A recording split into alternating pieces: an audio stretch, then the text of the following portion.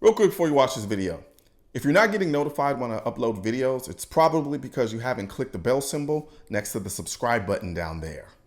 Also, if you haven't received an email from me with discount codes and secret giveaways, it's also probably because you haven't clicked this link and signed up for my email list.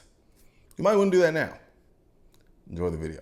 So not too long ago, Alexandria Ocasio-Cortez tweeted this.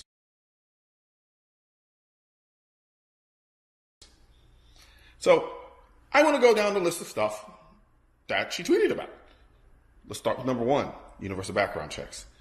I've said it over and I'll say it again. The reason why people have a problem with universal background checks, they're not the same as background checks, is because universal background checks cannot be even remotely effective without a national gun registry. And people ask me, well, why is that the case? Well, think about it. If I'm walking along, minding my own business, and a cop sees me with a firearm, and he asks me, did I get a background check for that gun? How is he going to know whether I did or didn't unless there's a national database that says it has that gun's information and that gun is attached to me by name, and to determine, yes, he got an actual background check for that gun. You can't do it without a national registry. Okay, so then implement a national registry. I have a problem with the national registry too.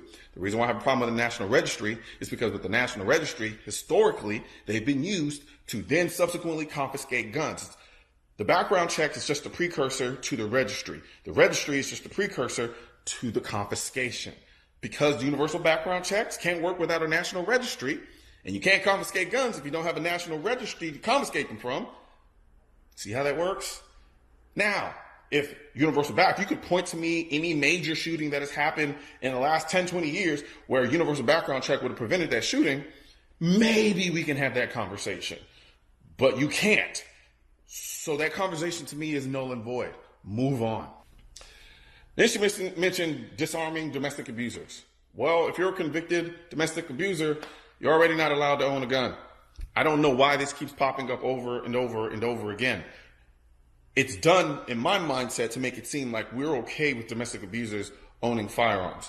No one has ever said that. No one in the gun community has ever said that. If you're a domestic abuser and you've been convicted of it, you cannot own a firearm.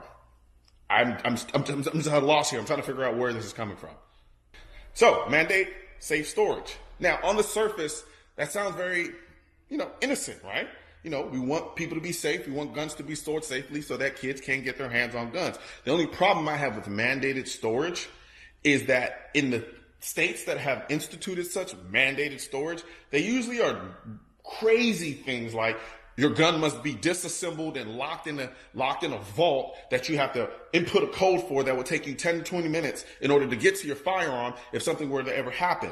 That kind of defeats the purpose of having a firearm in the first place. So what these mandated storage laws have become are de facto ways to make guns so inoperable, so unattainable in the moment that they're utterly useless. So essentially what you want me to do is to buy a gun and then make it so hard for me to actually get to it if I ever need it that it's worthless. See? And this is another consequence or example of people who don't understand the idea of firearm ownership trying to pass laws. It's as simple as that. Anybody that owns a firearm can tell you rather quickly, I'm going to need quick access to that gun. And this is coming from a guy that sells his own branded version of a gun safe. And I'm telling you, I am not for mandated storage laws. I don't believe in them. I think we should spend the time to properly educate people on how to safely store your weapons so that kids can't get their hands on them or people who we don't want to have them getting their hands on them. But I'm not for mandating it. That's the operative word, mandate. Not a fan of it. Am I a fan of safe storage? Absolutely right. Mandated? Nope. And for her last point, which is banning bump stock, semi-automatic weapons, and high cap magazines, or any of these guns that are designed to kill people. Again, this is another demonstration of ignorance on the part of people who are pushing for laws that end up hurting good people. You talking about banning every semi-automatic weapon is unconstitutional as hell. I don't know if you don't realize that semi-auto basically refers to just about every modern gun there is out right now, or you really genuinely mean you want to ban every single semi-auto. Regardless of the reasoning or the mindset behind it, that's going to be a no for me. An absolute no for me. Because at the end of the day, I don't want to be relegated to the lowest form of weaponry I can possibly have in order to defend my life, because I know that the people on who I'm going to have to defend my life from are not going to abide by those same standards. So why would I put myself in that same position? And they just don't think about these things because these people are largely disassociated from people's regular lives.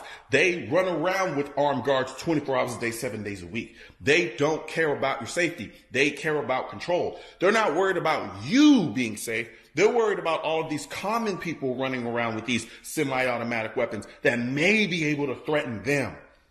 Don't mistake their words for true altruism. It's not. It's self-serving. The idea is they want to be in control and in power and never feel threatened by the common man. And when the common man has the ability to effectively and adamantly protect themselves, that's a problem for them.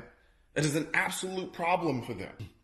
One thing you're going to have to understand, Alex, is this is America, not Venezuela. We're not a socialist country, and I know you really want to turn us into one, but we're not. We have a constitution, and no, you're not going to trample all over it. No, you're not going to be able to rip it up and tear it to shreds to satisfy your own personal means and agendas. We have a constitution to protect inherent rights that everyone has. And one of those rights is the Second Amendment. And when you talk about banning all semi-automatic guns, that is unconstitutional. And we have a problem with that. So thank you, but no thank you. Yo, real quick before you go, just want to let you know that for the remainder of 2019, I'm going to be giving away a bunch of awesome products, and I'm going to be doing this every single month. So if you want to learn more about how to sign up so you can potentially win some awesome products, hit the link in the description section and learn. All right, folks, holla.